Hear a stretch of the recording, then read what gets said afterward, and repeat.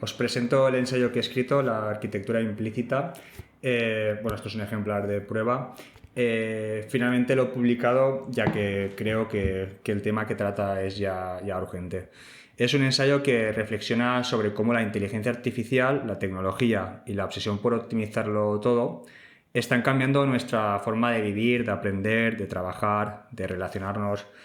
¿Qué aporta este ensayo? Pues sé que el título puede parecer algo complejo o abstracto, pero al final es un libro que presenta un marco teórico con un lenguaje propio y una herramienta para analizar ámbitos actuales y en el futuro, sobre todo por el uso de la inteligencia artificial.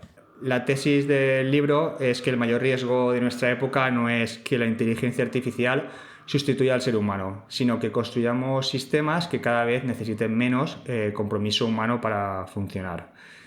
Entonces, voy a contar las partes de las que se compone el libro, un poco para que sepáis de qué va o qué trata. La primera parte del libro pues no habla todavía de inteligencia artificial ni de ecuaciones, habla de cosas que todos hemos vivido.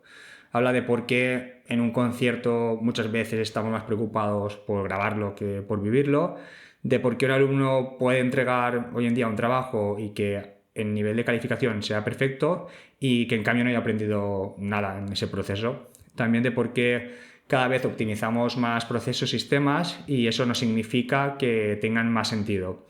Y bueno, también de cómo las redes sociales han hecho que muchas veces importe más parecer que ser, o sea, la apariencia que el ser y que habitar. Y de cómo poco a poco vamos sustituyendo al final esta experiencia, la experiencia humana, por su representación. Entonces, la idea de esta primera parte es muy sencilla, ¿no? Que quizás todos estos fenómenos no sean problemas independientes, que quizás sean síntomas de una misma enfermedad. Una vez descritos estos síntomas, me hice una pregunta, ¿no? ¿Son simplemente problemas aislados o responden a una misma lógica? Entonces, para intentar responderla, construyo esta segunda parte del libro. En ella propongo una herramienta de análisis que no pretende medir a las personas ni convertir lo humano en números, sino que la matemática que aparece es como una metáfora, ¿no? Es una forma de hacer visible algo que normalmente permanece oculto, de ver relaciones de fuerza y de cómo una cosa influye en otra. Por ejemplo, la idea central es que en cualquier sociedad existen dos fuerzas en tensión. Por un lado, aquello que nos hace crecer como personas, que es el esfuerzo, el error, todo el compromiso, la responsabilidad, el propio significado de las cosas, a lo que llamo tradición vivida imperfecta. Y por otro lado, están las fuerzas que también son útiles, pero que pueden acabar dominándolo todo, que es la validación, las métricas, la visibilidad y la optimización. A todo este conjunto lo llamo la liturgia del aparente. El problema no es que exista estas últimas, o sea, la liturgia del aparente. El problema aparece cuando empezamos a diseñar sistemas donde importa más la métrica que el aprendizaje o la visibilidad que el propio significado o más el resultado que el proceso. Para pensar esta tensión propongo una herramienta llamada métrica de compromiso neto, que no es una fórmula, como he dicho antes, para calcular personas, sino un modelo para analizar cuándo un sistema favorece el compromiso humano y cuándo empieza poco a poco a hacerlo innecesario. Una teoría solo tiene valor si sirve para explicar la realidad. Por eso la tercera parte del libro consiste en poner esa herramienta a prueba en ámbitos como la educación, la política, la empresa, la sanidad, el arte o la inteligencia artificial. Entonces, una vez construida esta herramienta, pues la pongo a prueba en esta tercera parte, ¿no? Entonces, esta tercera parte del libro consiste en aplicarla a ámbitos muy distintos para comprobar si realmente sirve para explicar lo que está ocurriendo ya en la actualidad y lo que va a ir ocurriendo o va a ir a más en el futuro. Entonces, analizo la educación, el trabajo, la empresa, política, sanidad, justicia, ciencia, el arte, las relaciones personales y, pues lo he dicho, ¿no? La inteligencia artificial en todos esos ámbitos y en general. Entonces la pregunta es siempre la misma en cada uno de estos ámbitos. ¿Este sistema sigue necesitando personas comprometidas o está empezando a funcionar mejor cuando las personas simplemente cumplen el procedimiento? En educación nos podríamos preguntar si queremos alumnos que aprendan o alumnos que simplemente entreguen trabajos perfectos.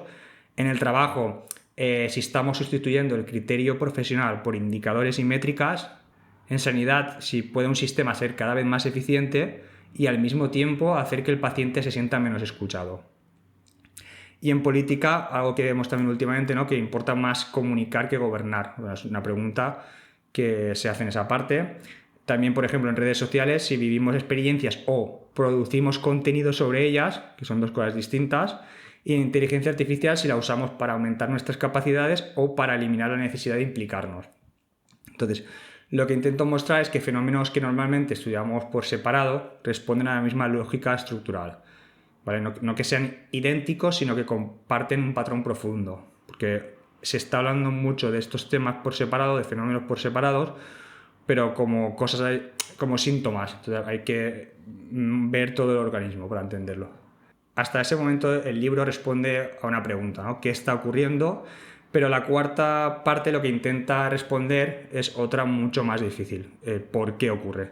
Entonces, ¿qué fuerzas hacen que ámbitos tan distintos como la educación, la política, la empresa o la inteligencia artificial acaben evolucionando en la misma dirección? En esta parte propongo que no son decisiones aisladas ni conspiraciones ni algo así, sino que son motores sistémicos, es decir, dinámicas que una vez se ponen en marcha empujan a las instituciones hacia la optimización, la representación y la pérdida progresiva del compromiso humano. Por ejemplo, si una empresa mide la productividad, terminará optimizando la productividad. Si una red social premia la visibilidad, terminará produciendo contenidos pensados para ser vistos, no necesariamente para aportar valor. Eso lo estamos viendo ya desde hace pocos años en las redes sociales. Y si un colegio solo mide resultados en exámenes, acabará enseñando para aprobar exámenes, no para aprender en general. Entonces nadie necesita... nadie necesita querer que ocurra, basta con que el sistema premie determinados comportamientos para que todos acabemos adaptándonos a ellos. Por ejemplo, ¿no? Hablo de varias cosas en este apartado, como la producción estructural del vacío, sistemas que funcionan perfectamente pero dejan cada vez menos espacio para que las personas aporten algo propio, o la histéresis, que es cuanto más tiempo permanece un sistema en esta dinámica, más difícil resulta volver atrás después. También hablo de la economía aparente, cuando empieza a tener más valor lo que se puede medir y mostrar que aquello que realmente tiene significado. También de la desaparición del autor con la IA, no porque la IA piense, sino porque cada vez hay menos momentos en los que alguien asuma la responsabilidad de una decisión, que quede ligado a una palabra, a una decisión y por lo tanto a esa autoría. La tesis de esta parte es que la deshumanización no suele aparecer porque las personas sean peor que antes, aparece porque los sistemas acaban recompensando comportamientos que hacen cada vez menos necesario el compromiso humano. Esto es clave. Entonces, si el problema está en la arquitectura de los sistemas, visto en este apartado, ¿cómo podemos diseñarlos de otra manera? Y aquí entra la última parte del libro, que, bueno, después de analizar el problema y entender los mecanismos que lo producen, queda esta última pregunta, ¿no? ¿Estamos condenados a esta evolución o podemos diseñar sistemas diferentes? Pues esta última parte intenta responder a esta cuestión, ¿no? Entonces no se propone volver al pasado ni rechazar la inteligencia artificial, al contrario, defiendo que podemos construir tecnologías e instituciones que aumenten el compromiso humano en lugar de sustituirlo. Por ejemplo, el vínculo colectivo, la confianza y la empatía no son valores morales, son condiciones para que una sociedad funcione. O políticas para la humanidad, diseñar instituciones que no premien únicamente la eficiencia, sino también la responsabilidad y el significado.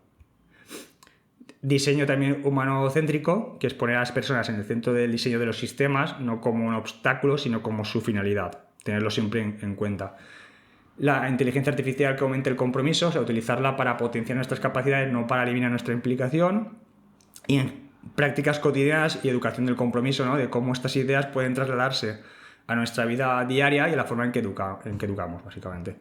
En el fondo, este libro no es sobre inteligencia artificial, es un libro sobre qué significa seguir siendo humanos en una época en la que cada vez más cosas pueden hacerse sin nosotros. Así que nada, esto es todo, está disponible en Amazon y os animo, bueno, que si os interesa, pues a echarle un vistazo.